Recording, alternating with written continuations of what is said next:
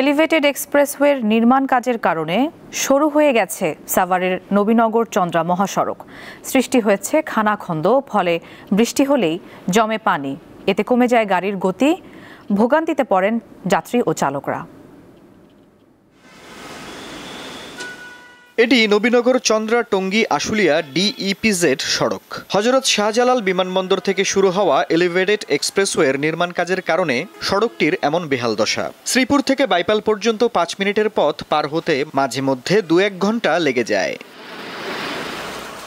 বাইপাইলের ত্রিমোড়ে বড় বড় গর্ত তৈরি হওয়ায় ভোগান্তিতে পড়েছেন চালক ও উত্তরবঙ্গের যাত্রীরা।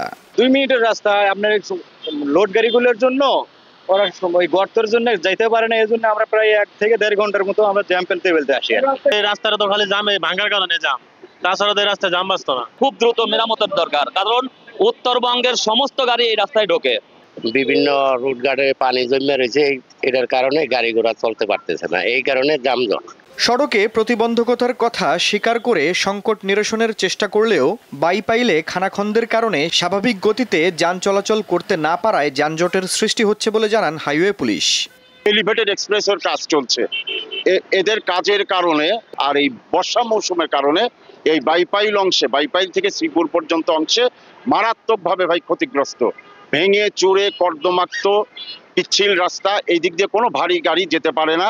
এদিকে সড়ক ও জনপথ বিভাগের এই কর্মকর্তা নিজেদের দায় এলিভেটেড এক্সপ্রেসওয়ের উপর চাপিয়ে দিয়ে বলছে এটা তাদের কাজ না। এটা তো প্রজেক্টের আন্ডারে, এটা প্রজেক্টের সাথে কথা বলেন না। এটা আমরা কি করবো এমন মনে করেন যে তারপরও আমরা একটা প্রোগ্রাম নিচ্ছি যাতে ইয়ে হয়, কিন্তু আলটিমেটলি এই কাজটা তো এখন প্রজেক্টের এটাকে করতে হবে। আমরা তো চিঠিও লিখছি, সত্যি কথা বলতে কি তারপরও চেষ্টা করতেছি যে করতে, আমরা চিঠি লিখছি। এই বিষয়ে এলিভেটেড এক্সপ্রেসওয়ের প্রজেক্ট কোঅর্ডিনেটর সোহেল রানার সাথে যোগাযোগের চেষ্টা করা হলেও তিনি কথা বলতে রাজি হননি। উত্তরবঙ্গ ও দক্ষিণ পশ্চিমাঞ্চলের কয়েক হাজার যানবাহন প্রতিদিন এ দুটি সড়কে চলাচল করে। ঈদে এ সংখ্যা অনেক বেড়ে যায়।